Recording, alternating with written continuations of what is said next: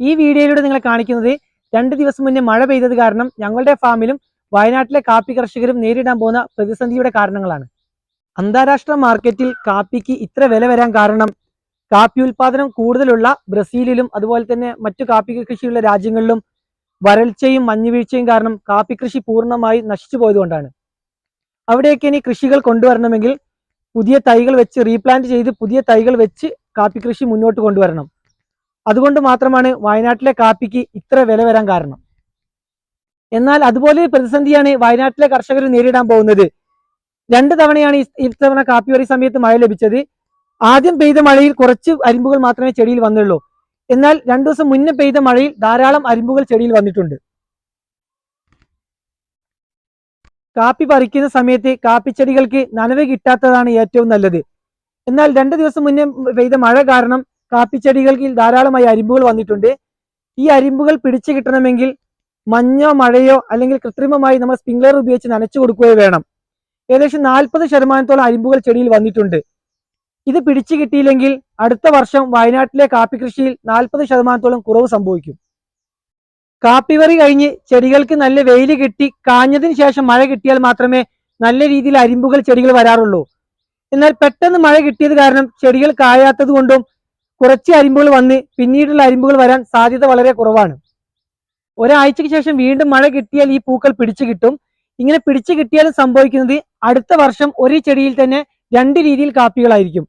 ഇപ്പൊ പിടിച്ചിട്ട കാപ്പി അടുത്ത വർഷം നേരത്തെയാകും, അത് വേഗം പഴുത്ത് കിട്ടും, ബാക്കിയുള്ളത് പഴുത്ത് കിട്ടില്ല. സാധാരണയായി വയനാട്ടിലെ കാപ്പി വിളവെടുക്കുന്നത് ഡിസംബർ മുതൽ മാർച്ച് വരെയാണ്. ഇങ്ങനെ മഴ കിട്ടിക്കഴിഞ്ഞാൽ ഈ കാപ്പി കുറച്ചുകൂടെ നേരത്തെയാകും. ഏകദേശം സെപ്റ്റംബർ ഒക്ടോബർ മുതൽ കാപ്പി വിളവെടുപ്പിന് ഭാഗമാവും. ഈ സമയത്ത് നമ്മുടെ ഇവിടെ മഴക്കാലം മാറി വരുന്നതേ ഉണ്ടാവുകയുള്ളൂ. അതുകൊണ്ട് കാപ്പി പറിച്ച് ഉണക്കിയെടുക്കാൻ വളരെ ബുദ്ധിമുട്ടാവും ഇങ്ങനെ നേരത്തെ ആയി കഴിഞ്ഞാൽ. സാധാരണയായി ഞങ്ങൾ ചെയ്യുന്നത് കാപ്പി പറി കഴിഞ്ഞതിന് ശേഷം തോട്ടത്തിലെ മറ്റു മരങ്ങളുടെ ചോലകളെല്ലാം വൃത്തിയാക്കുകയാണ്. എന്നാൽ ഈ അരിമ്പുകൾ നേരത്തെ പിടിച്ചത് കാരണം ചോല വെട്ടുന്ന സമയത്ത് കമ്പുകളെല്ലാം വീണ് ഇത് നശിച്ചു പോകാൻ സാധ്യത കൂടുതലാണ്. അതുകൊണ്ട് കാപ്പിത്തോട്ടത്തിൽ മറ്റു പണികൾ എടുക്കാൻ വളരെ ബുദ്ധിമുട്ടാണ് നേരത്തെ കാപ്പിയിൽ അരിമ്പ് വന്നു കഴിഞ്ഞാൽ. കാപ്പി പിടിച്ചത് മുതൽ നമ്മൾ 3 വളങ്ങളാണ് കാപ്പിക്ക് ചുറ്റും ഇതേപോലെ ചുറ്റുമായി ഇട്ട് കൊടുക്കുന്നത്.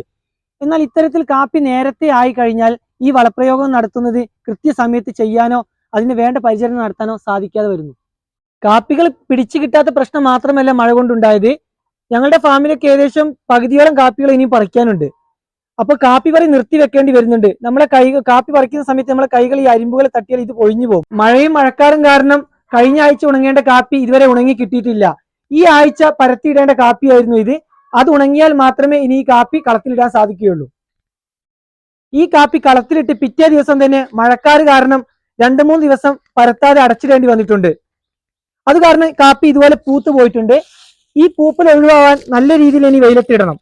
മഴ കാരണം ഇങ്ങനെ പൂപ്പൽ വന്ന കാപ്പി നല്ല രീതിയിൽ തന്നെ വെയിലത്തിട്ട് ഉണക്കിയെടുക്കണം. കൃത്യമായ ഉണക്ക് കിട്ടിയിട്ടില്ലെങ്കിൽ ഇതിന്റെ പരിപ്പിന്റെ ക്വാളിറ്റി പോയി നമുക്ക് ആവശ്യത്തിനുള്ള വില ലഭിക്കാതെ വരും. നല്ല വില വയനാടൻ കാപ്പിക്ക് ഉണ്ടെങ്കിലും അത് പരിപ്പിന്റെ ക്വാളിറ്റി അനുസരിച്ചാണ് ഈ വില ലഭിക്കുന്നത്. അപ്പൊ ഇങ്ങനെ മഴ വന്നു കഴിഞ്ഞാൽ മൊത്തത്തിൽ വയനാടൻ കോഫിയുടെ മാർക്കറ്റ് താഴോട്ട് പോകാൻ സാധ്യത കൂടുതലാണ്. കാപ്പിക്ക് നല്ല വിലയുള്ള ഈ സമയത്ത് കാലാവസ്ഥാ വ്യതിയാനം കാരണം ഇതുപോലെയുള്ള നിരവധി പ്രശ്നങ്ങളാണ് വയനാട്ടിലെ കർഷകർ നേരിട്ടുകൊണ്ടിരിക്കുന്നത്.